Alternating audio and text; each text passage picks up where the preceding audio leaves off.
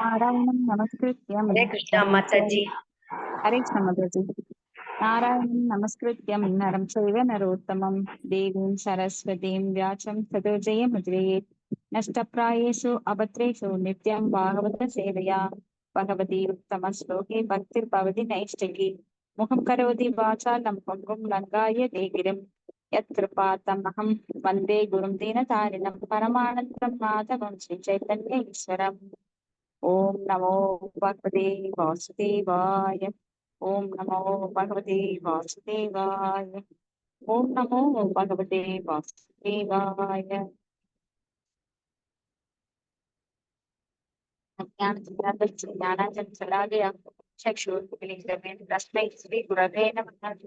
चैतन्यमनोभीष्टं स्थापनमेन भूतले स्वयं रूपगदामह्यं तदा दीक्षा पदान्तिकं वन्देऽहं श्रीगुरु श्रीयुतपदाकमलं श्रीगुरुन् वैष्णवांश्च श्रीरूपं साग्रजं सगणगुणाचार्यं तं सजीवं साद्वैतं साधुतं प्रज्ञनं कृष्णचैतन्यदेवं श्रीराधा कृष्णपादान् सगणललिता श्रीविशाखान्वितां स हे कृष्णा करुणा सिन्धो दीनबन्धो जगत्पते गोपेश गोपिका कान्त राधाकान्त नमोऽस्तुते।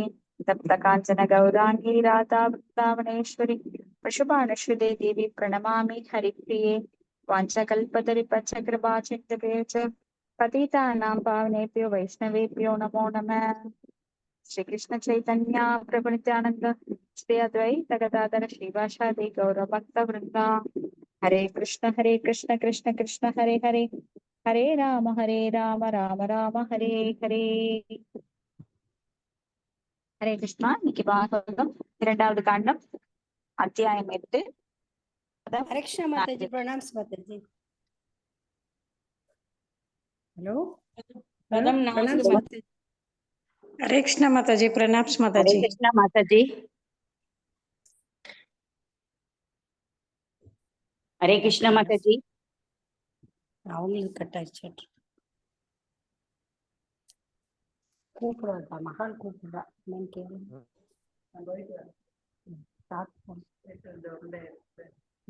சட்னி கம்மியா இருக்குன்னு கட்டுனா வேண்டாம். அது அவ்வளவுதான். அது நேற்று வச்சது.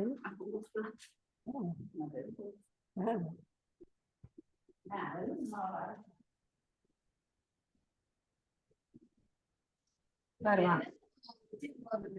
வேமா. हरे யார் படிக்கிறீங்க மாதாஜி? மாதாஜி வாய்ஸே கேட்கவே இல்ல. இப்ப கேக்குதுங்களா? இப்பதான் கேக்குது. இப்ப கேக்குது.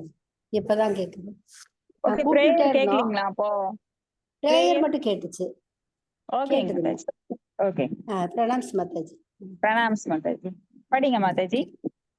எது படிச்சீங்க மாதாஜி? பதம் 4 மாதாஜி. படிக்கட்டுங்களா நானே? படிங்க. பதம் 4ங்களா? சரி சரி. ஓகே. ஓம் நமோ பகவதே வாசுதேவாய. ஓம் நமோ பகவதே வாசுதேவாய. நமோ பகவதே வாசுதேவாய. ஹரே கிருஷ்ணா. மொழிபெயர்ப்பு பொருளுரை வழங்கியவர் தெய்வ திரு ஆசா பக்தி வேதாந்த பிரபுபாதாக்கு. மொழிபெயர்.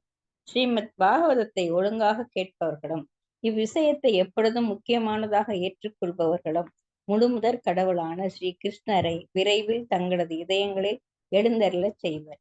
பகவானின் முக்கியமற்ற அல்லது பௌதீக எண்ணம் கொண்ட பக்தர்கள் அவசியமான தகுதிகளை பெறாமலேயே பகவானை நேருக்கு நேராக காண மிகவும் விரும்புகின்றனர். ஜடப்பற்றும் பகவானை நேருக்கு நேராக காண்பதென்பதும் இணைந்திருக்க முடியாது என்பதை இத்தகைய மூன்றாம் தர பக்தர்கள் நன்கு அறிய வேண்டும். 3ஆம் தரத்திலுள்ள உலகாயுதமான போலி பக்தனின் சார்பாக இக்காரியத்தை பிழைப்புக்காக பாகவதம் கூறுபவர்களால் செய்துவிட முடியாது. இது இயந்திரம் போன்ற செயற்கையான ஒரு முறையும் அல்ல.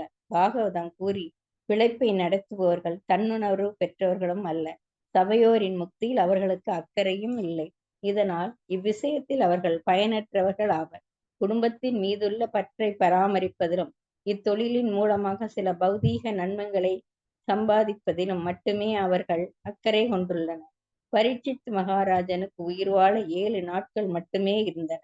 ஆனால் மற்றவர்கள் ஸ்ரீமத் பாகவதத்தை நித்தியமாக அல்லது எப்பொழுதும் கேட்க வேண்டும் என்றும் அதை ஒருவர் சுய முயற்சியுடனும் உறுதியான பக்தியுடனும் நிறைவேற்ற வேண்டும் என்றும் பரீட்சித் மகாராஜன் சிபாரிசு செய்கிறார்.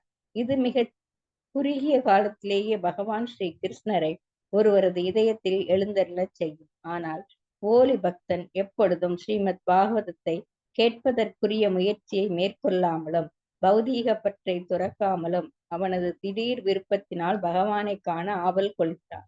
ஸ்ரீமத் பாகவதத்தை கேட்டு அதனால் பயனடைந்த பரீட்சித்து மகாராஜனை போன்ற ஓர் அதிகாரியால் பரிந்துரைக்கப்பட்ட முறை அதுவல்ல. ஹரே கிருஷ்ண மாதாஜி. ஹரே கிருஷ்ண மாதாஜி. இன்னைக்கு நவீன யுகத்தில் பாத்தீங்கன்னா இயந்திரத்தனமா சிலர் எல்லாம் பகவானை பார்க்க உடனே முயற்சி பண்றாங்க. அப்ப பகவானை பார்க்கறதுக்கு நம்மளுக்கு தகுதி வேண்டும். அதற்குரிய தகுதியை வழங்குவது ஸ்ரீமத் பாகவதம். ஸ்ரீமத் பாகவதம் அமல புராணம் வைஷ்ணவானாம் பிரியம். ஸ்ரீமத் பாகவதம் ஒன்றே போதும் பகவானை அடைவதற்கு. அப்போ ஸ்ரவணம் எப்படி பரிஷித்து மகாராஜா ஸ்ரவணம் பண்ணினாரோ அது போல ரொம்ப அக்கறையோட இயந்திரத்தனமாக இல்லாமல் பாகவதத்தை கேட்டு நம்மளுக்கு பௌதிகமான புண்ணியங்கள் வரும், கர்மகாண்டிகளாக மாறிவிடக் கூடாது. எனக்கு இது வேணும் அது வேணும் அதனால சப்தாகம் பண்ற, பாகவத சப்தாகம் பண்ற, 7 நாட்கள் நாங்க தொடர்ந்து படிக்கிறோம், எல்லாருக்கும் பிரசாதம் விநியோகம் பண்றோம். அப்ப காசுக்காக பாகவதம் வழங்குபவர்கள் மூலமாக அந்த ஞானத்தை பெற முடியாது. ஏன்னா அது வெளிப்புறமானது. காசுக்காக பாகவதம் சொல்றவங்களுக்கு யாருக்கும் அக்கறை கிடையாது, யாரோட முக்தியிலும் அக்கறை கிடையாது. ஆனா பாகவதத்தை பரம்பரா வழியில் வந்த பக்தர்கள் மூலமாக கேட்பது என்பது மிகவும் இனிமையானது, கேட்க கேட்க தெவிக்காதது, அமுதம் போன்றது. அடுத்தது பதம் 5. பிரவிஷ்ட கர்ண ரந்திரேன ஸ்வானாபாவ சரோருகம் துனோதி சமலம் கிருஷ்ண ஷலீலஸ்ய யதா சரத். ஹரே கிருஷ்ண மாதாஜி. ஹரே கிருஷ்ண மாதாஜி. படிக்கிறீங்க மாதாஜி? படிங்க மாதாஜி. மொழிபெயர்ப்பு. பரமாத்மாவான பகவான் ஸ்ரீ கிருஷ்ணர் சபத் அவதாரமாக ஸ்ரீமத் பாகவத்தின் வடிவில் தன்னுணர்வு பெற்ற ஒரு பக்தனின் இதய தாமரைக்குள் புகுந்து நீரின் கலக்கத்தை இலையுதிர்கால மழை போக்குவதை போல் பௌதீக சகவாசத்தால் விளைந்த காமம், கோபம், லோபம், பேராசை முதலான அழுக்குகளை போக்கி விடுகிறார். பொருளுரை. பகவானின் ஒரே ஒரு தூய பக்தரால் உலகின் எல்லா வீழ்ந்த ஆத்மாக்களையும் விடுவிக்க முடியும் என்று சொல்லப்படுகிறது. இவ்வாறாக நாரதர் அல்லது சுகதேவ கோஸ்வாமியை போன்ற ஒரு தூய பக்தரின் நம்பிக்கைக்கு பாத்திரமானவனாக இருப்பவனான நாரதருக்கு பிரம்மதேவர் அதிகாரம் அளித்ததை போன்று தனது ஆன்மீக குருவால் அதிகாரம் அளிக்கப்படுவான். இத்தகையவன் தனது தூய பக்தியின் வலிமையால் தன்னை மட்டுமல்லாமல் உலகையும் விடுவிக்க முடியும். கலங்கிய நீர்த்தேக்கங்களின் மேல் விழும் இலையுதிர்கால மழையின் ஒப்புமை மிகவும் பொருத்தமானதாகும். மழைக்காலத்தில் ஓடைகளின் நீரெல்லாம் கலங்கி விடுகிறது. ஆனால் இலையுதிர் காலமான ஜூலை, ஆகஸ்ட் மாதங்களில் மிதமான மழை பெய்கிறது. இவ்வேளையில் உலகம் முழுவதிலும் உள்ள ஆறுகளின் கலங்கிய நீர் உடனே தெளிந்து விடுகிறது. சில ரசாயன பொருட்களை கலப்பதால் தலைநகரில் உள்ள நீர்த்தேக்க தொட்டியை போன்ற ஒரு சிறிய நீர் சேமிப்பை சுத்தப்படுத்தி விடலாம். ஆனால் இத்தகைய மிகச்சிறிய முயற்சியால் ஆறுகளை போன்ற எல்லா நீர்த்தேக்கங்களையும் சுத்தப்படுத்துவது சாத்தியமல்ல. ஆனால் பகவானின் சக்தி வாய்ந்த தூய பக்தர் ஒருவர் தம்மை காப்பாற்றிக் கொள்வதோடு அல்லாமல் அவரது சகவாசத்தில் உள்ள இன்னும் பலரையும் கூட காப்பாற்ற முடியும். அதாவது அனுபவ அறிவு அல்லது யோகப்பியாச முறைகளை போன்ற மற்ற முறைகளால் கலங்கப்பட்ட தன் சொந்த இதயத்தை மட்டுமே ஒருவனால் சுத்தம் செய்ய முடியும். ஆனால் பகவானிடம் மேற்கொள்ளப்படும் பக்தி தொண்டு மிகவும் சக்தி வாய்ந்தது என்பதால் தூய பக்தரின் பக்தி தொண்டு பொதுமக்களின் இதயங்களையும் தூய்மை செய்யக்கூடியதாகும். பகவானின் உண்மையான பிரதிநிதிகளான நாரதர், சுகதேவ கோஸ்வாமி, பகவான் ஸ்ரீ சைத்தன்யா, 6 கோஸ்வாமிகள், மேலும் அண்மையில் ஸ்ரீல பக்தி வினோத தாக்கூரர் மற்றும் ஸ்ரீமத் பக்தி சித்தாந்த சரஸ்வதி தாக்கூரர் ஆகியோரை போன்றவர்களால் அவர்களுடைய சக்தி வாய்ந்த பக்தி தொண்டால் எல்லோரையும் விடுவிக்க முடியும். ஸ்ரீமத் பாகவத்தை கேட்பதால் ஒருவன் பகவானுடைய தனது நித்திய உறவை உணர்கின்றான். இவ்வுறவுகள் தாசன், தோழமை, தாய்ப்பாசம் மற்றும் காதல் அன்பு ஆகியவையாகும். நாரதரை போன்ற தூய பக்தர்கள் அனைவரும் தன்னுணர்வு பெற்ற ஆத்மாக்கள் மட்டுமல்லாமல் ஆன்மீக தூண்டுதலின் காரணமாக அவர்கள் இயல்பாகவே பிரச்சார தொழிலும் ஈடுபட்டிருந்தனர்.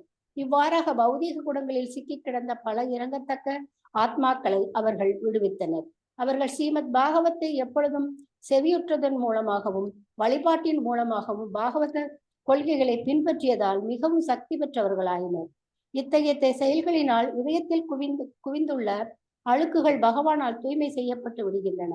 பகவான் எப்பொழுதுமே ஜீவராசிகளின் இதயத்தில் இருக்கிறார். ஆனால் ஒருவரின் பக்தி தொண்டின் மூலமாக அவர் வெளிப்படுகிறார்.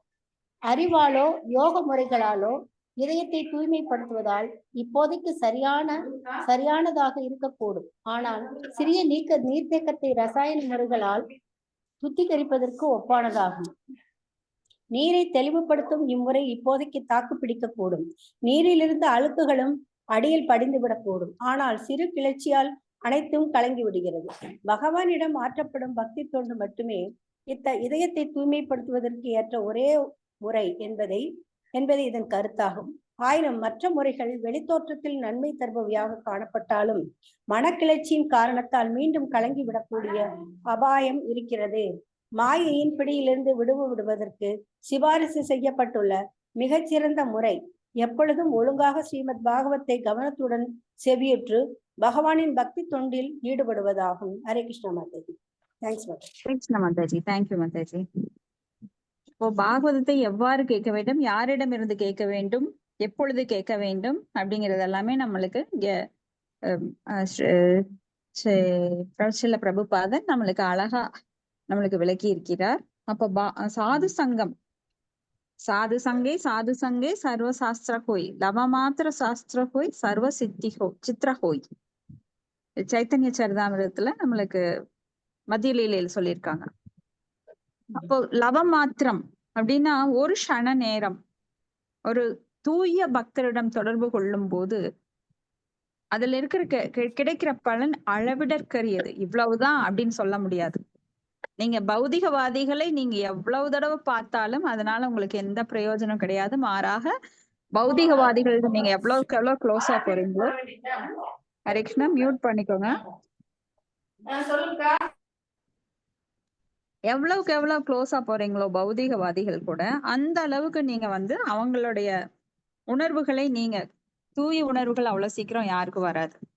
இப்ப பௌதிகனாலே எல்லாமே தூய்மையற்ற உணர்வுகள் தான். அப்ப அந்த தூய்மையற்ற உணர்வுகளால் நாம் மிக மிக மிக மிக பாதிக்கப்படுவோம். அதனால நம்மளுக்கு அடையக்கூடிய லாபம் ஏதும் அல்ல. ஆனா லாபத்தை தான் நம்ம எல்லாருமே பாக்குறோம்.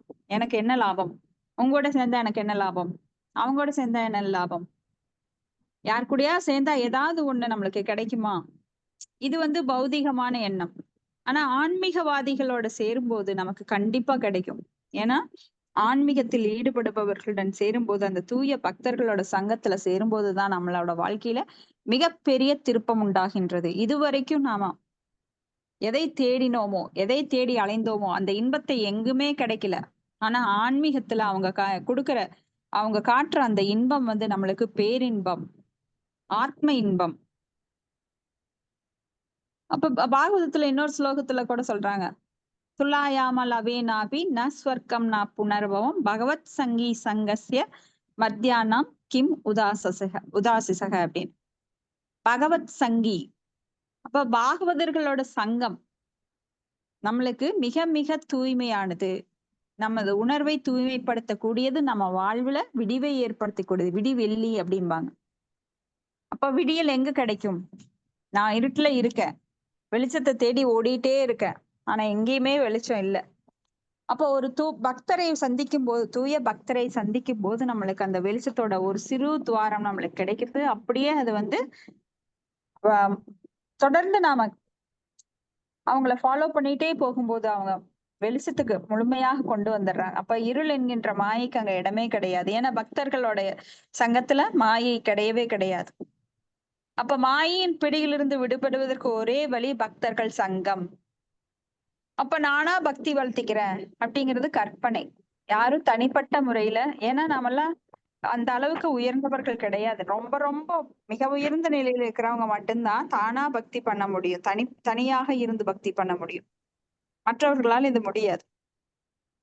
அப்ப பஜனானந்தி அப்படிங்கிறது தனியாக இருந்து பக்தி செய்வது. அப்போ ரொம்ப முற்றிய நிலையில பாத்தீங்கன்னா நம்ம சம்பிரதாயத்துல ஜெகநாத் பாபாஜி, கௌரகிஷோர் பாபாஜி இவங்கெல்லாம் தனிமையில இருந்து பண்றாங்க. ஏன்னா அவங்க மனதை அடக்கியவர்கள்.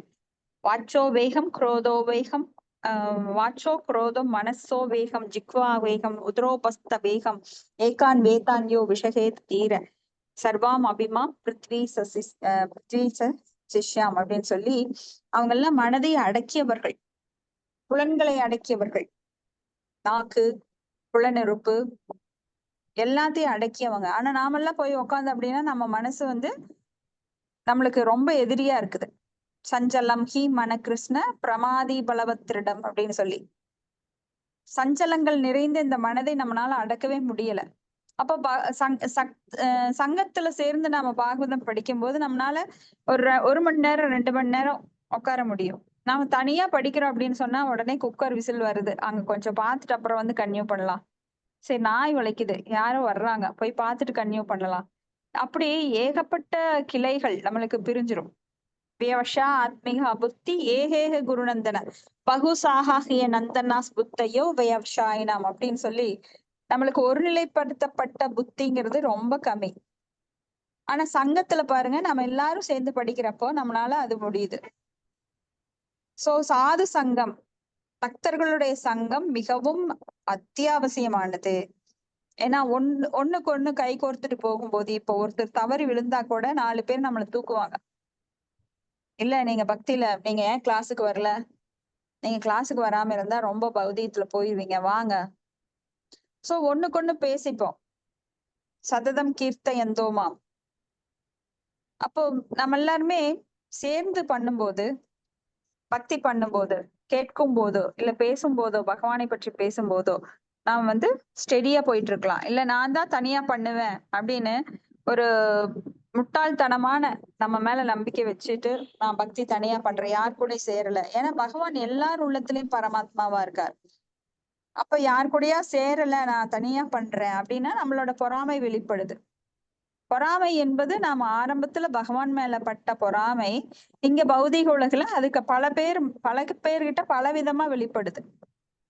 பொறாமை என்கிறது இல்லாம எந்த ஜீவனும் கிடையாது. அதுல முக்கியமானது பாம்பு. பாம்பு பாத்தீங்கன்னா எப்போ தனித்தே தான் இருக்கும், தன்னோட கூட்டத்தோட கூட சேராது. எல்லாம் மற்றெல்லாம் பாத்தீங்கன்னா மான் கூட்டம், மயில் கூட்டம், கூட்டம் கூட்டமா காக்கைகள் கூட்டம், மனிதர்கள் கூட்டம், கூட்டம் கூட்டமா வசிப்பாங்க. ஆனா பாம்பு பாத்தீங்கன்னா தனியா தான் இருக்கும். ஏன்னா தன்னோட இனத்தையே அது சாப்பிட்டுரும். குட்டி போடும், முட்டை பறிக்கும், அந்த குட்டிகள் வர்றப்ப அதே முழுங்கிடும். அவ்வளவு பொறாமை உடையது பாம்பு. ஜீவராசிகள்லயே மிகவும் மோசமானது. அப்ப நாமெல்லாம் அந்த பொறாமையினால என்ன பண்றோம், பக்தர்களோட சங்கத்தை சில சமயம் தவிர்த்துடுறோம். நீ என்ன சொல்றது, நான் என்ன கேட்கறது, எனக்கு அந்த கம்ப்ளைண்ட் இந்த கம்ப்ளைண்ட் அப்படின்னு சொல்லி ஒருவர் மேல ஒருவர் குற்றம் காண்பதுங்கிறது பக்தர்களுக்கு அழகல்ல. அடுத்தது பதம் 5 6 மாதாஜி. சாரி 6. தௌதாத்மா புருஷ கிருஷ்ண பாதமூலம் ந முஞ்சதி முக்த சர்வ பரிக்லேஷ பாந்த சரணம் யதா. மாதாஜி நான் படிக்கட்டுங்களா? படிங்க. மொழிபெயர்ப்பு. பக்தி தொண்டு முறையால் இதயம் ஒரு முறை தூய்மை அடைய பெற்ற தூய பக்தர் ஒருவர் பகவான் ஸ்ரீ கிருஷ்ணரின் தாமரை பாதங்களை ஒருபொழுதும் கைவிடுவதில்லை. ஏனெனில் துன்பம் நிறைந்த ஒரு பிரயாணத்திற்கு பின் வீட்டில் திருப்தியுடன் இருக்கும் ஒரு பிரயாணியை போல் அவரை பக்தி தொண்டு பூரண திருப்தி அடைய செய்கிறது. பொருளுரை. பரமபுருஷரான கிருஷ்ணரின் தூய பக்தராக இல்லாதவர் முழுமையான இதய தூய்மையை பெறாதவராவார். ஆனால் பூரணமாக தூய்மையடைந்த ஒருவர் பகவானின் பக்தி தொண்டை திறப்பதே இல்லை. நாரதற்கு பிரம்மதேவரால் உத்தரவிட்டதை போல ஸ்ரீமத் பாகவத்தை பிரச்சார செய்வதனும் இத்தகைய பக்தி தொண்டை நிறைவேற்றும் வேளையில் பகவானின் பிரதிநிதி ஒருவர் பற்பல தடைகளை சந்திக்கிறார். இரு வீழ்ந்த ஆத்மாக்களான ஜகாய் மற்றும் மதாயை காப்பாற்றிய பொழுது பகவான் நித்யானந்தரால் இவ்வுண்மை வெளிப்படுத்தப்பட்டது. அதே போலவே இயேசுநாதரும் நம்பிக்கை அற்றவர்களால் சிலுவையில் அறையப்பட்டார். ஆனால் அத்தகைய கஷ்டங்களை பக்தர்கள் பிரச்சாரத்தின் பொழுது மிகவும் மகிழ்ச்சியுடன் அனுபவிக்கின்றனர். அவை மிகவும் கடுமையானவையாக இருப்பினும் பகவான் திருப்தி அடைவதால் அவரது பக்தர்களும் உன்னத இன்பத்தை உணர்கின்றனர். பிரகலாத மகாராஜன் பெருந்துன்பங்களுக்கு ஆளானார். ஆயினும் பகவானின் திருவடியை ஒருபொழுதும் அவர் மறக்கவில்லை. ஏனெனில் பகவானின் தூய பக்தர் ஒருவர் மிக தூய்மையான இதயம் கொண்டவராக இருப்பதால் எத்தகைய சூழ்நிலையிலும் பகவான் ஸ்ரீ கிருஷ்ணரின் புகலிடத்தை விட்டு அவரால் விலக முடியாது. அத்தகைய தொண்டில் சுயநலம் இல்லை. ஞானிகளால் மேற்கொள்ளப்படும் அறிவு பண்பாட்டு முன்னேற்றம் அல்லது யோகிகளால் மேற்கொள்ளப்படும் உடற்பயிற்சி ஆகியவை அவற்றை செய்பவர்களால் முடிவில் கைவிடப்படுகின்றன. ஆனால் தமது ஆன்மீக குருவால் உத்தரவிடப்பட்டிருப்பதால் பகவத் பக்தரால் பகவானின் தொண்டை கைவிட முடியாது. நாரதர் மற்றும் நித்யானந்த பிரபுவை போன்ற தூய பக்தர்கள் ஆன்மீக குருவின் கட்டளையை தங்களது ஜீவானதாரமாக ஏற்றுக்கொண்டனர். அவர்களது எதிர்கால வாழ்வு எப்படி இருக்கும் என்பதை பற்றி அவர்கள் அக்கறை கொள்ளவில்லை. உத்தரவு பகவானின் பிரதிநிதியிடமிருந்து அல்லது பகவானை போன்ற உயர் அதிகாரியிடமிருந்து வருவதால் விஷயத்தை அவர்கள் மிகவும் முக்கியமானதாக ஏற்றுக்கொள்கின்றனர். இங்கு கொடுக்கப்பட்டுள்ள உதாரணம் மிகவும் பொருத்தமானதாகும். ஒரு பிரயாணி செல்வம் திரட்டும் பொருட்டு வீட்டை விட்டு வெளியேறி சில சமயங்களில் காட்டிற்கும், சில சமயங்களில் சமுத்திரத்திற்கும் மற்றும் சில சமயங்களில் மலை உச்சிகளுக்கும் சென்று பல கஷ்டங்களுக்கு ஆளாகிறான். ஆனால் அவனது குடும்ப பாசம் நினைவிற்கு வந்த உடனேயே அக்கஷ்டங்கள் அனைத்தும் உடனே மறைந்து போகின்றன. வீடு திரும்பும் வழியிலேயே அத்தகைய துன்பங்கள் அனைத்தையும் அவன் மறந்து விடுகிறான். பகவானின் தூய பக்தரும் அதே போன்ற ஒரு குடும்ப உறவில் தான் பக்தருடன் தொடர்பு கொண்டுள்ளார். இதனால் பகவானிடம் முழுமையான பாசம் கொண்டுள்ள மனநிலையில் தமது கடமையை நிறைவேற்றுவதில் அவர் தடுக்கப்பட முடியாதவராக இருக்கிறார். ஹரே கிருஷ்ண மாதாஜி. ஹரே கிருஷ்ணா மாதாஜி. அப்ப தூய பக்தர்கள் எந்த குணம் படைத்தவர்கள்? திவிஸ்வ கார்ணிகாக சுக்ருக சர்வதேகினா மஜாத சத்ரவக சாதவாக சாந்தாக சாது பூஷனாக அப்படின்னு தூய பக்தர்களோட குணநலன்கள். மாதாஜி ஹரே கிருஷ்ணா, சொல்லுங்க மாதாஜி. எத்தனாவது இதுங்க? பதம் 6, அத்தியாயம் 8 மாதாஜி. 8ல 6. அப்போ இங்க வந்து தூய பக்தர்களோட குணநலன்கள் சொல்லப்பட்டிருக்கு. அப்ப இந்த உலகத்துல, பௌதிக உலகத்துல எல்லாமே ரிஸ்க் தான், பாத்தீங்கன்னா துன்பமயம் தான். அப்போ நல்லதை ஏத்துக்கிறவங்க ரொம்ப ரொம்ப கம்மி. ஏன்னா பகவானை மறந்து எல்லாருமே அனுபவிக்கின்ற ஆவல்ல இந்த ஜட உலகுக்கு வந்திருக்காங்க. அப்ப இந்த ஜட உலகுல இன்பத்தை தேடி அலையும் இந்த ஆத்மாக்கள் இங்க இன்பம் கிடையாதுன்னு புரிய வைக்கிறதுக்கு தூய பக்தர்கள் முயல்கிறார்கள். தூய பக்தர்கள் பகவானோட பிரதிநிதிகள். அதனால அவங்களுக்கு வந்து ரொம்ப கருணை. அதனால எல்லா ரிஸ்கையும் எடுக்க அவங்க தயங்குறதே கிடையாது. ஸ்ரீல பிரபுபாதர் நம்மளுடைய பிரபுபாதர் என்ன பண்ணுவார்னா, மக்களுக்கு எப்படி இந்த அறிவை புகட்டுவது அப்படிங்கறக்காக இந்த நூல்களை அச்சிட முயற்சித்தார். முதல்ல பாகவதம், பகவத்கீதை போன்ற மொழிபெயர்ப்புகள் எல்லாம் எல்லா மொழிகளிலும் மொழிபெயர்ப்பதற்காக ரொம்ப கடும் பாடுபட்டார். அவர்கிட்ட அவ்வளவு ஒரு வசதி கிடையாது அந்த சமயத்துல. ஆனா காசு வேணும் இல்லையா? எல்லாத்துக்குமே காசு வேணும் இந்த பௌதிக உலகில. அப்ப பகவான் தன்னுடைய சீடர்களை அனுப்பும் போது, பிரதிநிதிகளை அனுப்பும் போது, உனக்கு எல்லா சுகத்தையும் தரேன், நீ கைய நீட்டினா காசு வந்துரும், நீ கைய நீட்டினா பங்களா கிடைக்கும், அந்த மாதிரி எல்லாம் யாரையும் அனுப்பல. அப்ப அவங்க ரிஸ்க் எடுத்துதான் இங்க வர்றாங்க. பகவானோட பிரதிநிதிகள் நம்மை போலவே உடல் எடுத்து, நம்மை போலவே கஷ்டப்பட்டு, ஆனா நம்ம உணர்வு இல்லாம, ஏன்னா பகவானுடைய பிரதிநிதிகள் ஆன்மீக குருவுகள் வந்து மனித உடலால் இருக்கிறதுனால அவர்களை சாதாரண மனிதர்கள் என எண்ணுவது பெரும் குற்றம். பாக்கறதுக்கு அப்படிதான் இருப்பாங்க. இப்ப நாம பக்தி பண்றோம், பக்கத்து வீட்டுல பக்தியே பண்ணல, அவங்களுடைய சுபாவமே வேற. அவங்க வந்து ஆழ்ந்த மயக்கத்துல பௌதிகத்துல ஈடுபட்டு இருக்காங்க. சம்பாதிக்கிறது, சாப்பிடுறது, என்ஜாய் பண்றது. அவங்க என்ஜாய் பண்றதுன்னா என்ன நினைக்கிறாங்கன்னா, கடைக்கு போகணும், துணி வாங்கணும், பெரிய பெரிய கார் வாங்கணும், போலியாக எல்லாரும் முன்னாலேயும் நம்மள வந்து பெரிய பணக்காரர்களா பிரகடம் பண்ணிக்கணும் அப்படின்ற நிலையில இருக்காங்க. ஆனா நம்ம பக்தி பண்றோம், எளிமையா இருக்கும். ஆனா இருக்கிறதெல்லாம் காமிக்கிறது இல்ல, ரொம்ப எளிமையா வெளியில போறோம் வர்றோம். அப்ப அவங்க நினைக்கிறாங்க, இவங்க எல்லாம் என்ன இவ்வளவு ஒரு ஏழையா இருக்காங்க, நம்ம கிட்ட இருக்கிற அளவுக்கு இவங்களுக்கு பணம் இல்லை, அதனால இவங்களை மதிக்க வேண்டிய அவசியம் இல்லை, இவங்களை அலட்சியம் பண்ணலாம் அப்படின்னு சிலர் நினைச்சாங்க. அப்படின்னா நம்மளை போலதான் இவங்களும் சாப்பிடுறாங்க, தூங்குறாங்க, எந்திரிக்கிறாங்க. இவங்க என்ன பெரிய பக்தர்னு சொல்லிக்கிறாங்க? வித்தியாசமா என்ன இருக்கு? ஏன்னா இது வெளிப்புற தோற்றம் அல்ல, உணர்வு. அவங்க உணர்வு வேற.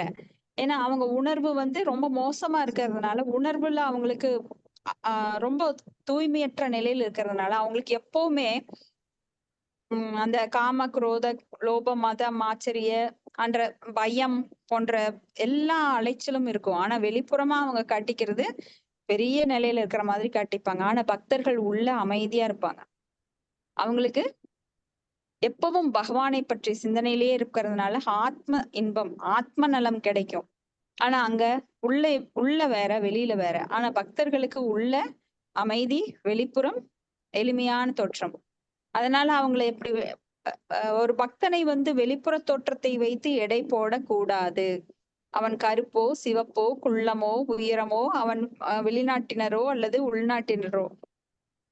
அப்போ நிறைய பேர் பாத்தீங்கன்னா ரொம்ப அழகா இருப்பாங்க, பெரிய கார்ல வந்து இறங்குவாங்க, கோட் சூட் எல்லாம் போட்டிருப்பாங்க. ஆனா அவங்க பேசி நீங்க 5 நிமிஷம் கேட்டீங்கன்னா உங்களால கிட்ட நிக்க முடியாது. ஏன்னா அவங்களோட அறிவு எவ்வளவு பட்டது, அவித்தியால மாயால மூடப்பட்டிருக்கு.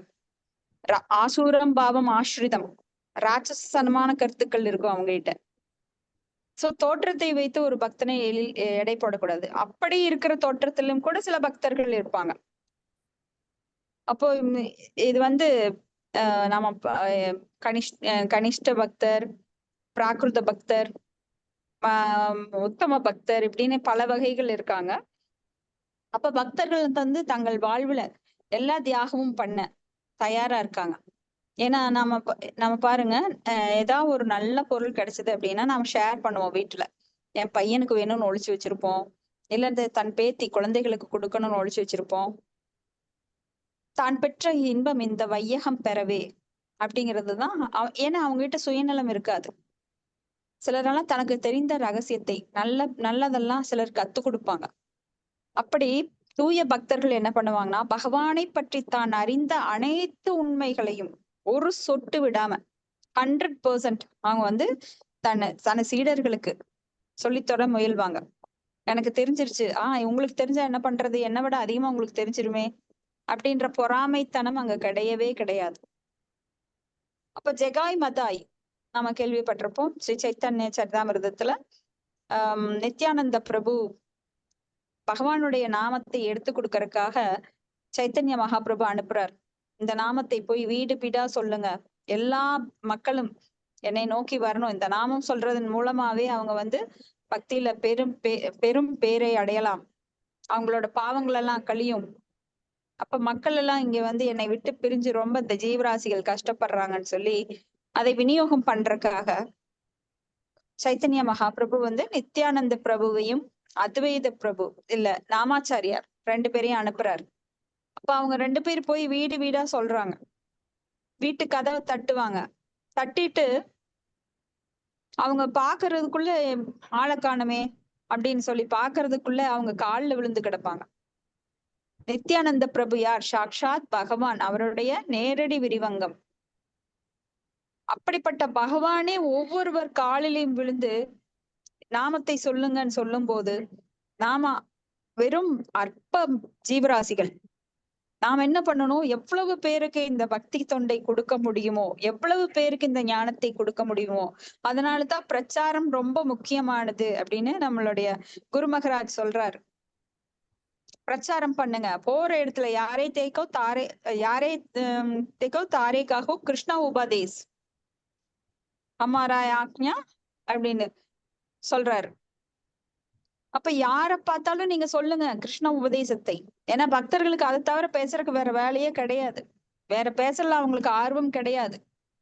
சீலை என்ன விலை, இந்த பங்களா எப்படி கட்டியிருக்காங்க, இது அழகா இருக்கு, அரசியல் பேசுறது, இதெல்லாம் பக்தர்களுடைய கவனம் திசை திருப்பப்படுவதில்லை. எப்பொழுதுமே பகவானை நோக்கி ஏகேக குரு நந்தன, அந்த பகவானை பற்றி பாடுவதிலும் கேட்பதிலும் அவர்கள் இனிமை காண்கிறார்கள். சததம் கீர்த்தமந்தோமாம். அவங்களுக்கு வேற பொழுதுபோக்கு கிடையாது. ஏன்னா வேற எந்த விஷயம் பேசினாலும் அதனால பாதிப்பு தான் வரும். அந்த பாதிப்பு மைனஸ். அது பேசுறதுனால நம்மளுக்கு எல்லாம் கெடுதல். ஆனா நன்மையே விரும்புபவர்கள் எதை பற்றி கேட்க வேண்டும்? பகவானை பற்றி தொடர்ந்து கேட்டுக்கொண்டே இருக்க வேண்டும், இல்ல பேசிக்கொண்டே இருக்க வேண்டும், இல்ல ஸ்மரன் பண்ணணும். மாடு அசை போட்டுட்டு மாடு எப்படி உட்காந்து சாப்பிட்டோன்னு அது ஜீரணமாயிக்கு பண்றது இல்ல, அது அப்படியே மறுபடியும் அதை கொண்டு வந்து மறுபடியும் அசை போடுது. அது போல பகவானை பற்றி கேட்கும் விஷயங்களை மற்ற நேரங்கள்ல கேட்க முடியலையா, பேச முடியலையா, அதை பற்றி நினைச்சு பார்க்கணும். பகவான் வந்து எப்படி வெண்ண திருடினார், அவரது லீலைகள், சைத்தன்ய மகாபிரபுவா வந்தப்ப எவ்வளவு லீலைகள் பண்ணினாரு, ஆயிரம் லீலைகள், கோடி லீலைகள், கோடி அவதாரங்கள். அனந்தசேஷன் இன்னும் பேசிட்டே இருக்காரு. ஆயிரம் நாக்குகள்ல பகவானை பற்றி அவரது லீலைகளை பற்றி பேசிக்கொண்டே இருக்கிறார். ஏன்னா அது என்னைக்குமே தீராது. தீரவும் தீராது, இனியும் தீராது. ஏன்னா 1000 பிரபஞ்சங்கள், கோடானு கோடி பிரபஞ்சங்கள், எண்ணிலடங்கா பிரபஞ்சங்கள்ல எண்ணிலடங்கா அவதாரங்கள் எடுத்து அவர் லீலைகள் தொடர்ந்து போயிட்டே இருக்கு. அவர் ஒருவர் இல்ல, ஒருவரே. ஏகோ பகுஷ்யாம், ஒருவர் பலவாக மாறி பல லீலைகளை பண்ணிட்டே இருக்கார். அப்போ பகவானை பற்றி கேட்பது பக்தர்களிடமிருந்து கேட்க வேண்டும். அந்த பக்தர்கள் மிகவும் தாராள மனமுடையவர்கள், அவங்க கிட்ட எந்த சுயநலம் கிடையாது. இப்ப பௌதீகத்துல பாத்தீங்கன்னா ஒருத்தருக்கு நிறைய ஒரு கலெக்ஷன் கிடைக்கும். இந்த சீலை எங்க எடுத்த அப்படின்னா பொய்யான அட்ரஸ் சொல்லுவாங்க. அப்ப நம்ம இப்ப வேற ஏதாவது கேட்போம், நீ எப்படி இந்த ஒர்க் பண்ணின, ரொம்ப அழகா இருக்கு இந்த ஆர்ட் அப்படின்னா அது சொல்லி தர மாட்டாங்க. நீ இந்த சமையல் ரொம்ப அழகா நல்லா பண்ணிருக்க, ரொம்ப ருச்சியா இருக்கு, இது எப்படி பண்ணினேன்னு கேட்டா சொல்லி தர மாட்டாங்க. ஆனா பக்தர்கள் அப்படி இல்லை. பகவானை பற்றி கேட்டீங்கன்னா அப்படியே வாய் திறந்தாங்கன்னா அவங்க மூடவே முடியாது. அந்த அளவுக்கு பகவானை பற்றி அவங்க பேசிக்கிட்டே இருப்பாங்க. கேட்க கேட்க கேட்க கேட்க இனிமையா இன்னும் கேட்கலாம், இன்னும் கேட்கலாம், இன்னும் கேட்கலான்னு. அப்ப யாருக்கெல்லாம் பகவானுடைய அன்பை பெற வேண்டும் என நினைக்கிறார்களோ, ரொம்ப ஷார்ட்கட் என்னன்னா, நீங்க போய் பகவானை பத்தி அடுத்தவங்களுக்கு சொல்லி கொடுத்தீங்கன்னா பகவான் உங்களை புடிச்சுக்குவாரு. ஆஹா, இந்த குழந்தை பாரு, என்னை பற்றி எனது புகழ் பரப்புவதில் இந்த குழந்தை எவ்வளவு அழகா ஈடுபட்டிருக்கா. இப்ப இந்த குழந்தைக்கு நான் என்னுடைய அன்பை தரணும். அப்ப பாத்தீங்கன்னா சிலருக்கு செல்வம் இருக்கும், ரொம்ப பணக்காரங்களா கூட இருப்பாங்க, அவங்க நல்ல பக்தர்களா இருப்பாங்க. அந்த அந்த செல்வம் எதனால் வந்தது அப்படின்னா அவங்களுடைய கர்மத்தினால அல்ல, அவங்க செஞ்ச புண்ணிய கர்மத்தினால் அவங்களுக்கு செல்வம் இருக்கிறதுங்கிறது கிடையாது. சில சமயம் பக்தர்களுக்கு கூட பகவான் கொடுப்பார். ஏன்னா அந்த பக்தன் அந்த செல்வத்தால் மயங்குவதில்லை, ஆனாலும் தனது பக்தியை பரப்புவதற்காக அவன் தொண்டில் ஈடுபடுவான் அப்படிங்கறக்காக அந்த செல்வத்தை தருவார். அப்ப பக்தர்களிடம் இருக்கின்ற செல்வம் அப்படிங்கிறது பகவானால் தரப்படுவது. ஆனால் பௌதிகவாதிகள் இருக்கின்ற செல்வம் கர்மத்தினால், புண்ணிய கர்மத்தினால் வருவது. ரெண்டுக்கும் வித்தியாசம் இருக்கு.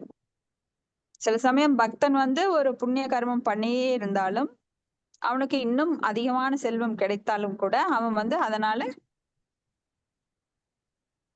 அதிகமாக அந்த மனோ கற்பனையை வளர்த்துக்கிட்டு அகம்பாவத்துல தெரியறது கிடையாது. நான் செல்வந்தன், அதனால எனக்கு பக்தி வேண்டாம், நான் அனுபவிக்கின்றேன், அதனால பக்தியை கொஞ்சம் தள்ளி போட்டுட்டு வயசான அப்புறம் பண்ணலாம், அதெல்லாம் கிடையாது. எப்பவுமே பக்தியில் இருப்பான். அவன் அந்த செல்வத்தால் மயங்கிறது இல்லை. அந்த செல்வத்தை வைத்து பகவானுக்கு எவ்வாறு பக்தி செய்ய வேண்டும், யுக்த வைராக்கியம் உச்சியதே நிர்பந்தே கிருஷ்ண சம்பந்தே யுக்த வைராக்கியம் உச்சியதேன்னு அந்த பகவானுக்கு எப்படியெல்லாம் பயன்படுத்த முடியுமோ அப்படி பயன்படுத்துறதுனால பகவான் அவனுக்கு செல்வத்தை தருகிறார். அடுத்தது 17. யத்ததாது மதோ பிரம்மன் தேகாரம்போ அஷ்ய தாதுபிஹி யத்ருச்யாஹேதுனா வா பவந்தோ ஜானதே யதா. ஹரே கிருஷ்ண மாதாஜி, நான் படிக்கிறேன் மாதாஜி. படிங்க மாதாஜி. மொழிபெயர்ப்பு பொருளுரை வழங்கியவர் ஆஷா பக்தி வேதாந்த சுவாமி பிரபுபாதருக்கு ஜெய். கற்றறிந்த பிராமணரே, உன்னதமான ஆத்மா ஜட உடலிலிருந்து வேறுபட்டதாகும். அவன் தனது உடலை தற்செயலாக பெறுகிறானா அல்லது ஏதேனும் சில காரணத்தினால் பெறுகிறானா? இதை தாங்கள் அறிந்திருப்பதால் அன்புடன் இதை விளக்கியருள வேண்டுகிறேன். பொருளுரை. பக்தர்களுக்கு எடுத்துக்காட்டாக விளங்கிய பரிசித் மகாராஜன் பிரம்மதேவரின் பிரதிநிதியமிருந்து சீட பரம்பரையின் மூலமாக ஸ்ரீமத் பாகவதத்தை கேட்க வேண்டியதன் அவசியத்தை உறுதிப்படுத்தினார். ஸ்ரீமத் பாகவதத்தின் தத்துவ அடிப்படையை நிலைநாட்டுவதிலும் அவர் அதிக ஆவலுடையவராக இருந்தார். ஸ்ரீமத் பாகவதம் பரமபுருஷ பகவானை பற்றிய விஞ்ஞானம் ஆகும். இதனால் ஒரு உறுதியான மாணவனின் மனதில் எழக்கூடிய எல்லா கேள்விகளுக்கும் இலக்கிய ஆதாரங்களுடன் தெளிவுபடுத்தப்பட வேண்டும். பக்தி தொண்டில் இடம் பெற்றுள்ள ஒருவன் பகவானின் திவ்யமான நிலையை பற்றியும் ஜீவராசிகளை பற்றியும் தனது ஆன்மீக குருவிடம் விசாரித்தறியலாம். குணத்தில் பகவானும் ஜீவராசிகளும் ஒத்த தன்மை உடையவர்கள் என்பது பகவத்கீதையிலிருந்து ஸ்ரீமத் பாகவதத்திலிருந்து அறியப்படுகிறது. பந்தப்பட்ட நிலையிலுள்ள ஜீவராசி ஜட உடலின் தொடர்ந்து மாற்றத்திற்கு இலக்காகியுள்ளான். இதற்கு காரணம் என்ன? மிகவும் முக்கியமான விஷயத்தை பற்றி பரிசித் மகாராஜன் விசாரித்தார். இவ்விசாரணை தன்னுணர்வு பாதையில் பகவானின் பக்தி தொண்டில் ஈடுபட்டுள்ள எல்லா பிரிவுகளையும் சேர்ந்த சதாகார்களுக்கும் நன்மை பயப்பதாகும். பரம ஜீவனை பகவான் இத்தகைய பௌதிக உடல் மாற்றங்களை ஏற்பதில்லை என்பதை மறைமுகமாக இது உறுதிப்படுத்துகிறது. அவர் பந்தப்பட்ட ஆத்மாக்களை போலல்லாமல் அவரது உடலுக்கும் அவரது ஆத்மாவுக்கும் இடையில் வேறுபட்ட பூர்ண புருஷர் ஆவார். பகவானுடைய நேரடியாக சவகாசம் கொண்டுள்ள முக்தியடைந்த ஜீவராசியும் கூட பகவானுக்கு ஒப்பானவர்கள்தான். முக்திக்கு காத்திருக்கும் பந்தப்பட்ட ஆத்மாக்கள் மட்டுமே உடல்களின் மாற்றத்திற்கு உட்பட்டுள்ளனர். இம்முறை எப்படி முதலில் ஆரம்பமானது? ஆன்மீக குருவிடம் தஞ்சமடைந்து இதை பற்றி அவரிடமிருந்து விசாரிக்க வேண்டும். இதுவே பக்தி தொண்டு எனும் முறையில் முதற்படி. பக்தி தொண்டிலுள்ள எல்லா குற்றங்களிலிருந்து விடுபடுவதற்கு இவ்விசாரணை இன்றியமையாததாகும். பரிசித் மகாராஜரை போல் பக்தி தொண்டில் ஒருவன் நிலை பெற்றவனாக இருந்தாலும் தன்னுறவு பெற்ற ஆன்மீக குருவிடம் இவற்றை எல்லாம் ஒருவர் விசாரிக்க வேண்டும். ஆன்மீக குருவும் பக்தர்களால் கேட்கப்படும் இவ்வெல்லா கேள்விகளுக்கும் விடையளிக்கும் வகையில் நன்கு கற்றுணர்ந்தவராக இருக்க வேண்டும். இவ்வாறாக அதிகாரபூர்வமான சாஸ்திரங்களை நன்று கற்றுணர்ந்தவருமான இத்தகைய பொருத்தமான கேள்விகளுக்கு பதிலளிக்க முடியாதவனும் பௌதீக லாபத்திற்காக ஒரு ஆன்மீக குருவை போல் நடிக்க கூடாது. ஒருவனால் தன் சீடனை விடுவிக்க முடியாதென்றால் அவன் ஒரு ஆன்மீக குருவினால் பொறுப்பை ஏற்பது சட்டவிரோதமானதாகும் ஆகும். ஹரே கிருஷ்ணா மாதாஜி. நன்றி ஹரே மாதாஜி. கிருஷ்ணா மாதாஜி. தேங்க்யூ மாதாஜி. அப்போ ஆன்மீக குருவை எதற்காக அணுக வேண்டும்? ஆன்மீக குருவின் தகுதி என்ன? இப்ப பக்தின்னா நம்ம வந்து ஆன்மீக குருவை கண்டிப்பா அணுகணும். இப்ப பக்தி தொண்டில் இடம்பெற்றுள்ள ஒருத்தர் வந்து இந்த பகவானின் திவ்யமான நிலையை பற்றியும் ஜீவாத்மாக்கள் நிலையை பற்றியும் கேட்டு அறிய முயல வேண்டும். அதான் பிரம்ம ஜிக்ஞாசா. கேள்விகள் எவ்வளவு நிறைய கேட்கிறோமோ அவ்வளவு தூரம் நாம வந்து பகவானை பற்றி அவரது சக்திகள் பற்றி அறிந்து கொள்ள முடியும். எதுவுமே தெரியாம கேள்வியே கேட்காம, இப்ப சின்ன குழந்தைங்க பாத்தீங்கன்னா தொடர்ந்து கேள்வி கேட்பாங்க. அது என்ன, இது என்ன, அந்த குருவி எப்படி பறக்குது, இந்த மரம் எப்படி வளருது, அப்ப பெரியவங்க பதில் சொல்லுவாங்க. அப்ப கேள்வி கேட்கறதுனால அந்த குழந்தைக்கு வந்து மூளை வளர்ச்சி அதிகமாகுது. ஆனா இது எந்த மாதிரி கேள்வி கேட்கணும்? பக்தர்கள் பகவானுடைய படைப்பு, அந்த ரகசியங்கள், பகவான் எப்படி இந்த உலகை படைத்து காத்து அழிக்கின்றார், பௌதிக உலகம்னா என்ன, ஆன்மீக உலகம்னா என்ன, ஆத்மானா என்ன, உடல்னா என்ன, இப்படி அதாவது பிரம்ம ஜிக்ஞாசா கேள்விகள் கேட்டு அதை அறிந்து கொள்ள வேண்டும். யார்கிட்ட கேட்கணும்? பரம குரு கிட்ட இருந்து கேட்கணும். ஆச்சாரியர்கள், அது பரம்பரா வழியில இருந்து வர்ற ஆச்சாரியர்கள்ட்ட இருந்து கேட்கணும். அப்போ இந்த பரம ஜீவனான பகவான் இந்த பௌதிக உடல் மாற்றங்களை ஏற்பது இல்லை. இப்போ பரம ஜீவனான பகவான் வந்து பௌதிக உடல் எடுக்கவில்லை. அதனால அவருக்கு அந்த எந்த மாற்றமும் கிடையாது. அவர் என்றும் மாறாதவர், நித்தியமானவர், வெல்ல முடியாதவர், அஜித்த. அப்போ பகவானுக்கு வந்து பலவேறு பெயர்கள் இருக்கின்றது. அவரது சிறப்புகளை குறிப்பிட்டு அந்த பெயர்கள் எல்லாம் இருக்கு. அப்ப பௌதிக உடல் எடுக்கிறவங்க இந்த பந்தப்பட்ட ஆத்மா தான். ஆனா முக்திக்கு காத்திருக்கின்ற இந்த ஆத்மாக்கள் தான் இந்த உடல் எடுக்குது. எந்த மாதிரி உடல்? மாறி மாறி. இப்ப ஒரு பெண் வடிவம் என்னுடைய ஆத்மா ஏற்றுக்கொண்டிருக்கிறது. அதனால நான் இப்ப பெண். அடுத்த உடல்ல நான் ஒரு ஆணை நினைத்து இறந்தேன் என்றால் ஆண் உடல். ஒரு பறவைய நினைச்சு இறந்தேன் என்றால் பறவையோட உடல். ஒரு மானை நினைத்து இறந்தேன் என்றால் மானோட உடல். பரத மகாராஜா அப்படித்தான் மானோட உடல் எடுத்தார். அப்போ பல வகை உடல்களை ஏற்று இந்த ஆத்மாவானது அந்த கூண்டிற்குள் சிக்கி தவிக்கின்றது. அப்போ உடல் எடுத்தவன் கண்டிப்பா கஷ்டப்பட்டே ஆகணும். எந்த மாதிரி உடல் எடுத்தாலும் சரி, யானையோட உடம்பு எடுத்தாலும் அதுக்கும் கஷ்டம்தான். யானையெல்லாம் துன்பப்படுறதை நீங்க பார்த்திருப்பீங்க. ரயில்ல அடிபடுறது, நோய்வாய்ப்படுறதும், அதை வந்து ஒரு மனுஷன் பிடிச்சு எப்படி கட்டி போட்டு அதை சித்திரவதை பண்றான். அங்குசத்தால இடிச்சு அதை வந்து ட்ரைனிங் கொடுக்குறாங்க. காட்டுல இருந்தாலும் அதுக்கு பலவித கஷ்டங்களை அது எதிர்நோக்குது. எல்லா ஜீவராசிகளும் இந்த பௌதிக உலகத்துல எந்த உடல் எடுத்தாலும் அவங்க எல்லாம் கஷ்டப்பட்டுட்டு தான் இருக்காங்க. ஒரு எறும்பு ஆகட்டும், ஒரு புலி ஆகட்டும், ஒரு மீன் ஆகட்டும். ஒரு சிறிய மீனை பெரிய மீன் துரத்துது. இப்படி ஜீவசிய ஜீவனம். எல்லா ஜீவராசிகளும் ஒவ்வொரு ஜீவனை சார்ந்துதான் வாழ்கின்றது. ஏன்னா இந்த உலகுல வந்து யாருமே நான் சுயநலம் இல்லை அப்படின்னு சொன்னா எந்த ஒரு தொழிலும் நடக்காது. ஒரு வக்கீல் சொல்றான் எந்த கேஸும் வரக்கூடாது, எல்லாம் நல்லா இருக்கணும், காலையில இந்த அவன் ப்ரே பண்றான், இப்ப வக்கீல் தொழில் நடக்குமா? ஒரு டாக்டர் சொல்றான் எந்த ஒரு நோயாளியும் இருக்கக்கூடாது, கடவுளே எல்லாரும் நல்லா இருக்கணும், அவன் காலையில எழுந்திரிச்சு கும்பிடுவானா? லட்சமா கொடுத்து படிச்சு இப்படி இருந்துட்டா அவனுக்கு எப்படி தொழில் நடக்கும்? பெரிய பெரிய ஹாஸ்பிட்டல் கட்டி இன்னைக்கெல்லாம் சமூக சேவை அப்படிங்கிறது மருத்துவம். ஆனா இன்னைக்கெல்லாம் சம்பாதிக்கிற சேவை ஆயிடுச்சு. அவங்க பெரிய பெரிய பில்டிங் கட்டி அவங்க வந்து அனுபவிக்கின்ற ஆசையில பெரிய பெரிய பங்களா ஓனர், பெரிய ஓனர் ஆகி அவங்க அந்த ஹாஸ்பிட்டல் ரன் பண்ணிட்டு இருக்காங்க. பேஷண்ட்டுக்கெல்லாம் வந்து செயற்கையாகவே ஒரு மனநோயை தோற்றுவிச்சு அதன் மூலமா உடல் நோயை தோற்றுவிச்சு சர்க்கரை போனோன்னா சர்க்கரை இருக்குன்னு சொல்லிடுவாங்க. சுகர் உங்க உடம்புல வந்தாச்சு அவ்வளவுதான். அதுக்கு இன்சுலின் குத்துனா அடுத்த நோய் வந்துடும். அப்படியே ஒரு ஒரு உறுப்பா கீழே விழுமா, ஃபால் ஆயிட்டே இருக்குமா.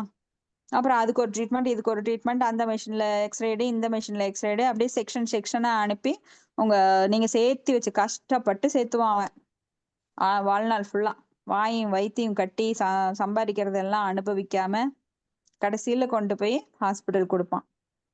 ஆனா ஆன்மீகத்துல பாருங்க, சம்பாதிக்கணுங்கிற ஆவல் பக்தர்களுக்கு ரொம்ப எல்லை மீறி கிடையாது. எல்லாத்துக்கும் ஒரு பவுண்டரி வச்சிருப்பாங்க. அனுபவிக்கின்ற ஆசை, அது உடல் சுகமாகட்டும், இல்ல சம்பாதிப்பதுல ஆகட்டும், இல்ல எல்லாத்துலயுமே அவங்க ஒரு பவுண்டரி இருக்கு. அதனால அந்த எல்லையை தாண்டுவதில்லை. அதனால பக்தர்களுக்கு அதிகமான துன்பம் இல்லை. அப்போ இங்க வந்து ஜீவராசிக்கும் பரமாத்மாவுக்கும் இடையில் என்ன வித்தியாசம் அப்படிங்கிறத நம்ம குரு மூலமா கேட்டு தெரிஞ்சுக்கணும். அப்ப அந்த விசாரணை ரொம்ப இன்றியமையாதது. அதாவது பிரம்ம ஜிக்ஞாசா. அப்ப குரு எப்படி இருப்பாருன்னா எல்லா சாஸ்திரங்களையும் நன்கு அறிந்தவராக இருப்பார். ஏன்னா சாஸ்திரபூர்வமான கோட்டெல்லாம் கொடுக்கணும். இப்ப நீங்க ரோட்ல போய் யார்கிட்டயாவது கேட்டீங்கன்னா, ஏங்க நீங்க எங்கிருந்து வர்றீங்க அப்படின்னா அவங்க ஏதாவது போய் சொல்லலாம். உடனே ஆதார் கார்டு, இப்ப போலீஸ் வந்து யாரையாவது என்கொயரி பண்றாங்க அப்படின்னா, நான் இந்த ஊர்ல இருக்கேன், சென்னையில இருக்கேன், அட்ரஸ் எடுயா அப்படிம்பாங்க. அவங்க ஒரு அட்ரஸ் எழுதுவாங்க. இதுக்கு என்ன ஆதாரம், நீங்க உடனே ஏதாவது ஆதாரம் கொடுங்க அப்படின்னு கேட்பாங்க. ரேஷன் கார்டு கொடுங்க. அது மாதிரி நாம வந்து சாஸ்திரபூர்வமா கோட் கொடுக்கணும். இந்த சாஸ்திர பகவத்கீதையில இருக்கு, பாகவதத்துல இருக்கு, இத்தனாவது அத்தியாயத்துல இருக்கு, இது நான் சொல்லல. ஏன்னா நான் என்பவன் யாருன்னா சாதாரண ஜீவராசி. ஆனா பகவான் அப்படி கிடையாது. இப்ப பகவான் வழிவந்த சீடர்கள் மிக உயர்ந்த நிலையில இருக்கிறதுனால அவங்க வாயிலிருந்து கேட்கறது அப்படிங்கிறது ரொம்ப மேன்மையானது. அப்ப சாஸ்திர கோட்பாடுகளை எல்லாம் கற்றுணர்ந்தவர்கள் தான் குருமார்களாக முடியும். அப்ப குருங்கிறவர் இன்னொருத்தரோட கேள்விக்கு பகவானை பற்றிய நாலேஜ், அதுக்கு வந்து விளக்கம் கொடுக்கக்கூடியவரா இருக்கணும். இப்ப யாராவது ஒருத்தர் குரு இருக்காரு அப்படின்னா அவர்கிட்ட போய் கடவுள் யாரு நீங்க கேட்டீங்கன்னா அவர் மொட்டையா சொல்றாரு, கடவுளா அது நான் தாப்பா, நான் தான் கடவுள், ஆனா மனுஷ ரூபத்துல வந்திருக்கேன். உடனே அவர் காலை பிடிச்சுக்கிட்டு எனக்கு காசு கொடுங்க, எனக்கு வியாபாரம் நல்லா பண்ணி கொடுங்க, எனக்கு குழந்தை பிறக்கல, என்னோட குழந்தைக்கு இந்த கஷ்டம். இது எல்லாம் பௌதிகவாதிகள் நினைக்கிறது என்னன்னா இவ்வளவுதான், அதுக்கு மேல அவங்க அறிவு வேலை செய்யாது. அதை வச்சு அந்த போலி குருமார்கள் சம்பாரிச்சிடுறாங்க. அப்ப அத்தனைக்கும் ஆசைப்படு. இந்த மாதிரி நிறைய குருமார்கள் இருக்காங்க. ஒவ்வொரு கோணத்துல பாத்தீங்கன்னா அவங்க ரொம்ப தப்பு பண்றாங்க. அப்படிப்பட்ட குருமார்கள் குருடனை எப்படி ஃபாலோ பண்ணி நிறைய பேர் போறாங்க. அவங்க எல்லாம் பின்னாடி போறவங்களை எல்லாம் பள்ளத்துல உள்ள செஞ்சிருவாங்க. அப்ப அந்த குரு வந்து அடுத்த பிறவியில என்னவா வர்றாரு அப்படின்னா மலைப்பாம்பாக வருகிறார். ஏன்னா நீ எல்லாத்தையும் ஏமாத்தினில்ல, அதனால மலைப்பாம்பா வர்றார். அந்த மலைப்பாம்பை கடிக்கின்ற எறும்புகளாக அந்த சீடர்கள் வர்றாங்க, யாரெல்லாம் அவரை ஃபாலோ பண்ணாங்களோ. ஏன்னா நீங்க எனக்கு தப்பான வழிகாட்டினில, என்னை இந்த நிலைமைக்கு ஆளாக்கிட்டீங்கன்னு அந்த ஆத்மாக்கள் வந்து எறும்போட உடல் எடுத்து அந்த குருன்ற போலியான ஆளை வந்து மலைப்பாம்பை கடிக்கிறாங்க. அதனால அந்த மலைப்பாம்பு அவதிப்படுமா. அடுத்தது பதம் 8. ஆசித்யத்துதராத் பத்மம் லோக சம்ஸ்தான லட்சணம் யாவானயம் வை புருஷ யாத்தா வயைவ பிருதக் தாவானஷாதிதி புரோக்த சம்ஸ்தாவயான் இவ. நான் படிக்கட்டுங்களா மாதாஜி? ஹரே கிருஷ்ணா. படிக்கட்டுங்களா? ஓம் நமோ பகவதே வாசுதேவாய. ஓம் நமோ பகவதே வாசுதேவாய. ஓம் நமோ பகவதே வாசுதேவாய. பொருளுரை மொழிபெயர்ப்பு பொருளுரை ஆசா பக்தி வேதாந்த சாந்தரபாதிக்கு ஜெய். யாருடைய வயிற்றிலிருந்து தாமரை கண்டு முளைத்ததோ அந்த பரமபுருஷ பகவான் அவரது சுய மனோபலத்திற்கும் அளவிற்கும் ஏற்ற ஒரு பிரம்மாண்டமான உடலை பெற்றிருப்பாராய் பின் அவரது உடலுக்கும் சாதாரண ஜீவராசிகளின் உடலுக்கும் உள்ள வேறுபாடு என்ன? பொருளுரை. பகவானின் உன்னதமான உடலை பற்றி அறிந்து கொள்வதற்காக தமது ஆன்மீக குருவிடம் பரிசுத்த மகாராஜன் புத்திசாலித்தனமான கேள்விகளை கேட்க விந்தை ஒருவர் கவனிக்க வேண்டும். யாருடைய மைய துவாரங்களிலிருந்து எண்ணற்ற பிரபஞ்சங்கள் உற்பத்தியானதோ அந்த கார்மோதகசாயி விஷ்ணுவின் உடலை பகவான் ஏற்றார் என்பது இதற்கு முன் பல இடங்களில் விவரிக்கப்பட்டுள்ளது. கர்ப்போதகசாயி விஷ்ணுவின் உடலில் இருந்து தாமரை தண்டு முளைத்ததாகும். அதனுள் பிரபஞ்சத்தின் கிரகங்கள் அனைத்தும் இருப்பதாகும். மேலும் அத்தண்டின் உச்சியில் உள்ள தாமரை பூவின் மேல் பிரம்மா தேவர் பிறந்தார் என்பதும் வர்ணிக்கப்பட்டுள்ளது. ஜட உலக படைப்பில் பரம்புருஷர் பிரம்மாண்டமான ஒரு உடலை மேற்கொள்கிறார். ஜீவராசிகள் கூட அவற்றின் மேல் தேவைக்கேற்க பெரிய அல்லது சிறிய உடல்களை பெறுகின்றனர். உதாரணமாக யானை ஒன்று அதன் தேவைக்கேற்றவாறு பிரம்மாண்டமான உடலை பெறுகிறது.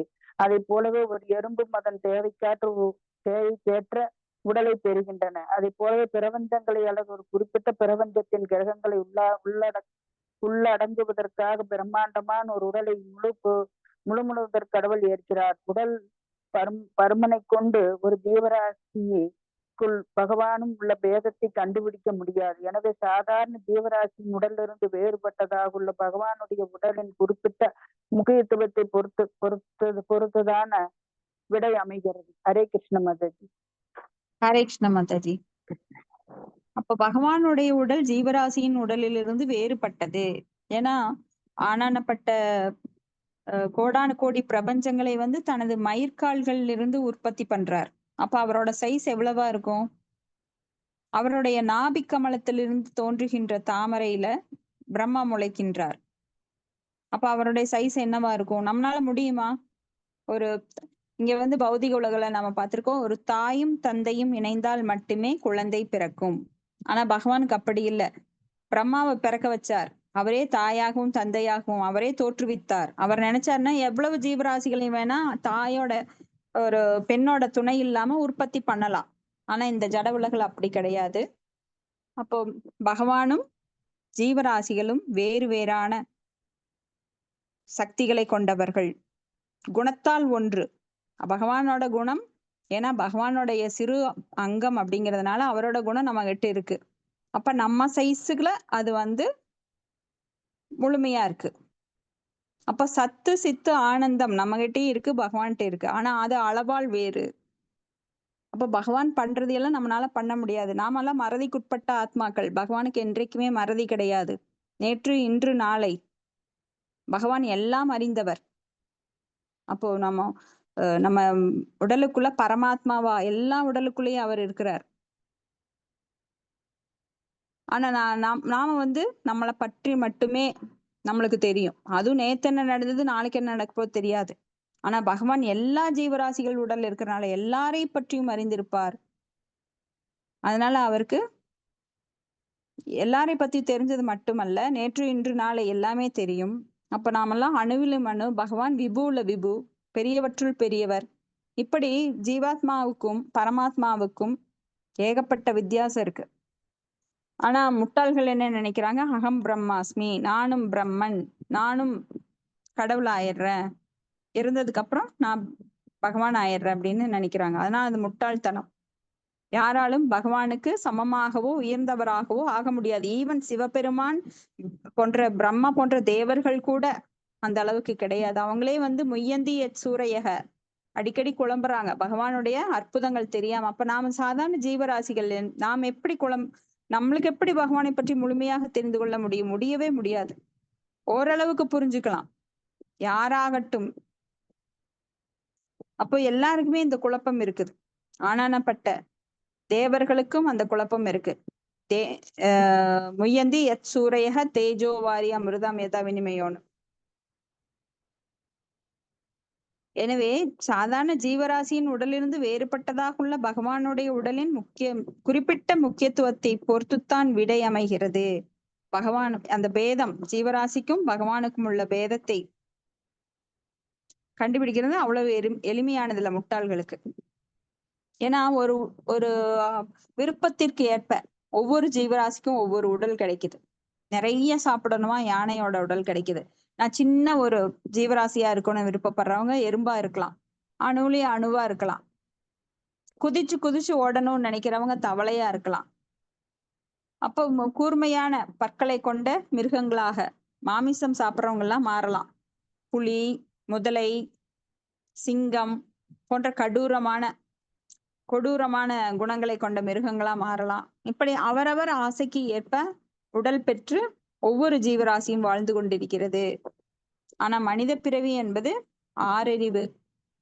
ஆறறிவுள்ள மனித பிறவி ரொம்ப முக்கியமானது. எதுக்காக இந்த மனித உடல் கிடைப்பதற்கரிய இந்த மனித உடல் கிடைக்கிறது அப்படின்னா, கண்டிப்பா இந்த மனித உடல் ஆத்ம ஞானம் பெறுவதற்காகவே. அதை விடுத்து வேறெல்லாம் பண்ணிட்டு மும்மரமா அதுல ஈடுபட்டுட்டு கடைசியில வாழ்ந்த பிறந்த செத்த அப்படின்னு இருக்கக்கூடாது. மயான வைராகி, சுடுகாட்டு வைராக்கியம் எல்லாம் வச்சுக்கிட்டு யாராவது ஒருத்தர் பார்த்தா, ஆஹா அவர் எவ்வளவு நல்லவரா இருந்தாரு, நல்லா இருந்தாரு, திடீர்னு போயிட்டாரு, நேத்து கூட பேசினேன், இதெல்லாம் தத்துவம் எல்லாம் அங்க பேசிட்டு இவ்வளவுதாங்க வாழ்க்கை.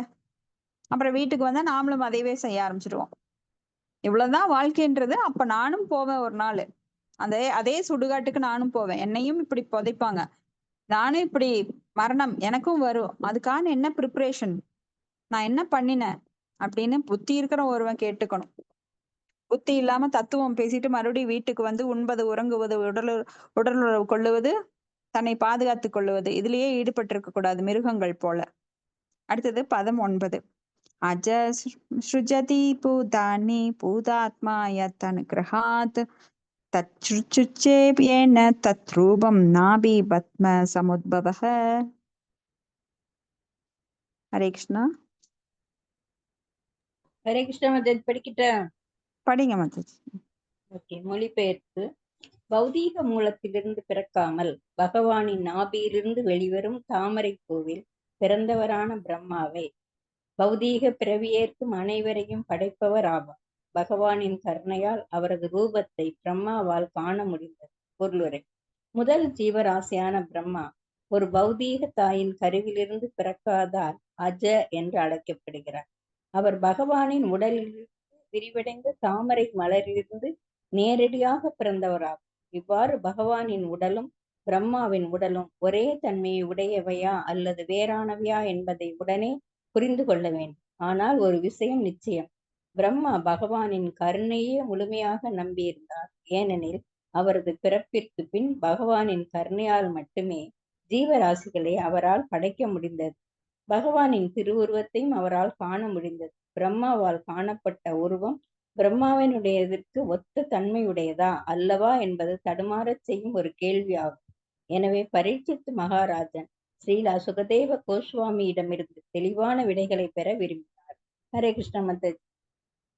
ஹரே கிருஷ்ண மாதாஜி. அப்போ இங்க சுகதேவ கோஸ்வாமியிடம் பரீட்சித் மகாராஜா கேட்கிறாரு, பிரம்மா அப்படின்னா பகவான் இருந்து வந்தாரு. அஜ, அப்ப பிரம்மபு, ஆத்மபு, ஸ்வயம்பு அப்படின்னு அவர் தானாக தோன்றியவர். அவர் தாயின் கருவிலிருந்து பிறந்தவர் அல்ல, மிக உயர்ந்த பக்தர். அவர்தான் முதல் ஜீவராசி. அவர்கிட்ட இருந்துதான் இரண்டாவது படைப்பு துவங்குகின்றது. முதல் படைப்பு பகவானால் ஏற்படுத்தப்பட்டது. அப்ப அப்படிப்பட்ட பிரம்மாவோட உடல் எப்படி? அப்ப பிரம்மா பகவான்கிட்ட இருந்து பிறந்ததுனால பகவானை போன்றவரா அப்படின்னு இங்க பரீட்சித் மகாராஜா கேள்வி கேட்கிறார் சுகதேவ கோஸ்வாமிகிட்ட. ஆனா பிரம்மா பகவானை போன்ற உடல் படைத்தவர் அல்ல. ஏன் அப்படின்னா அவருக்கும் இறப்பு இருக்கின்றது. அது நாம் பின்னாடி படிக்கலாம். பதம் 10. சாபி யத்ர புருஷோ விஸ்வ ஸ்திதி உத்பவாத்யயஹ முக்த்வாத்ம மாயா மாயோக சேதே சர்வ குகாசயஹ. ஹரே கிருஷ்ணா. படிங்க. மொழிபெயர். எல்லோர் இதயங்களிலும் பரமாத்மாவாக இருப்பவரும் சர்வ சக்திகளுக்கும் இறைவனாக இருந்தும் அவரது பகிரங்க சக்தியால் தொடப்படாதவராக இருப்பவருமான பரமபுருஷரை பற்றியும் தயவு கூர்ந்து விளக்கி அருள வேண்டும். பொருளுரை. பிரம்மாவால் காணப்பட்ட பகவானின் உருவம் சந்தேகமின்றி உன்னதமானதாகத்தான் இருக்க வேண்டும். இல்லையெனில் அவரால் எவ்வாறு படைப்பு சக்தியினால் தொடப்படாமல் அதன் மீது பார்வையை செலுத்த முடியும்? அதே புருஷர் தான் ஒவ்வொரு ஜீவராசியின் இதயத்திலும் சயனித்திருக்கிறார் என்றும் அறியப்படுகிறது. இதற்கும் தகுந்த விளக்கம் தேவைப்படுகிறது. ஹரே கிருஷ்ண மாதாஜி. ஹரே கிருஷ்ண மாதாஜி. இதுக்கு நீங்களே விளக்கம் சொல்லுங்க பாக்கலாங்க மாதாஜி.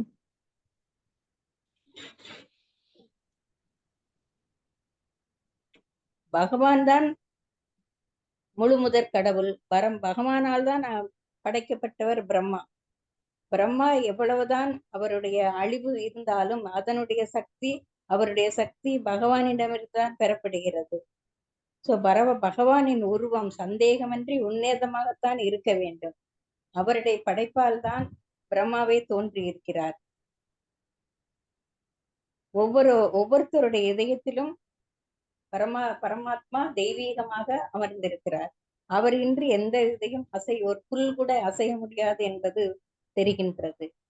எனக்கு தெரிஞ்ச விளக்கம் இதுதான் மாதாஜி. ஓகேங்க மாதாஜி, பரவாயில்ல. எல்லார் இதயத்திலும் பரமாத்மாவாக இருப்பவரும் சர்வ சக்திகளுக்கும் இறைவனாக இருந்தும் அவரது பகிரங்க சக்தியால் தொடப்படாமல் இருப்பவருமான பரமபுருஷரை பற்றி தயவு செய்து கூர்ந்து விளக்குங்கள். அப்படின்னா, எல்லார் இதயத்திலும் பரமாத்மா, ஒரு புழுவோட மலத்தில் இருக்கிற புழுவோட இதயத்துல கூட அவர் பரமாத்மாவா இருப்பதால் தான் இங்கிருக்கும் ஜீவராசிகள் இயங்க முடிகிறது. அப்ப அணு அப்படின்னு சொல்லப்படுற ஒரு சின்ன இப்ப கண்ணாடி, இப்போ நம்ம ஜன்னல்ல பார்த்திருப்போம். ஜன்னல்ல வந்து சூரிய வெளிச்சம் வரும்போது அது சிறு துகள்கள், அணு துகள்கள், அது நம்ம அப்படியே காற்றுல பறந்துட்டு இருக்கும். நம்ம என்னதான் கூட்டி சுத்தமா வச்சிருந்தாலும் அந்த துகள்கள் வந்து கண்ணாடி வெளிச்சத்துல, அந்த சூரிய வெளிச்சத்துல பாத்தீங்கன்னா ரிஃப்ளெக்ட் ஆகும்போது ஒரு சிறு இது பறந்துட்டு இருக்கிற மாதிரி இருக்கும். அப்ப அந்த அணுவளவில் இருக்கிற ஜீவராசிகள் உடல்ல கூட பகவான் பரமாத்மாவாக இருக்கிறதுனால தான் எல்லாராலும் செயல்பட முடியுது. ஆனா அந்த பரமாத்மா கூட அவருடைய வெளிப்புற சக்தியினால பாதிக்கப்படுறது கிடையாது. ஏன்னா பரமாத்மா அம்சம் பகவானுடைய அம்சம். பரமாத்மாங்கிறது பகவானே தான். பகவான் தானே மாதாஜி பரமாத்மாவா இருக்கிறார். ஆமாங்க. ஆனா அவர் பகவான் அப்படிங்கிறது வேற, பரமாத்மாங்கிறது அந்த பகவானோட அம்சத்தை விட கொஞ்சம் கீழே. அதனாலதான் தியான யோகிகள் பரமாத்மாவை நோக்கி இதயத்தின் உள்நோக்கி தியானம் பண்றாங்க. ஆனா பகவான்கிறது அவங்களால அந்த ஸ்டேஜ் எட்ட முடியல. 3 விதமாக அவரை புரிஞ்சுக்கலாம் இல்லைங்களா? ஆமா. வதந்தி தத்தத்துவம் விதஸ்தத்துவம் அஜ்ஞானம் மத்வயம் பிரம்மேதி பரமாத்மேதி பகவான் இது சப்பியதே. ஒண்ணு பிரம்மஜோதி, அப்புறம் 2வது பரமாத்மா, 3வதுதான் பகவான்கின்ற முழுமையான நிலை. இப்ப பிரம்மாவால் காணப்பட்ட பகவானின் உருவம் சந்தேகமின்றி உன்னதமாகத்தான் இருக்க வேண்டும். ஏன்னா பகவான் அவர் பார்த்தார்.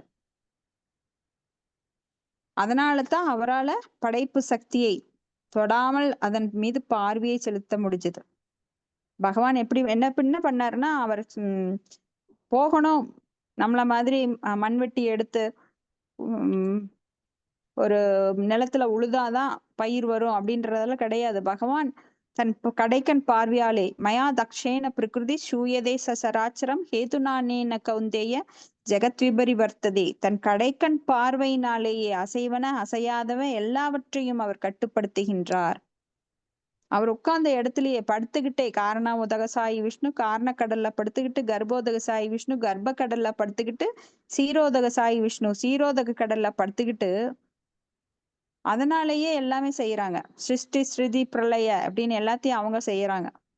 அவங்க எந்திரிச்செல்லாம் கைய காலை ஆட்டி செய்ய வேண்டிய அவசியமே இல்லை. அவங்க நினைச்சாலே போறோம். அதே புருஷர்தான் ஒவ்வொரு ஜீவராசி இதயத்திலும் சயனிக்கிறார். புரியுதுங்களா? புரியுது. பகவான் வந்து தன்னை பலவாறாக விரிவகம் பண்ணிக்கிறார். அப்படிப்பட்ட பகவான் பரமாத்மாவாக எல்லோரிலும் இருக்கிறார். அவருடைய உடல் இருந்து வருகின்ற ஒளி கற்றைகள் தான் பிரம்மஜோதியாக.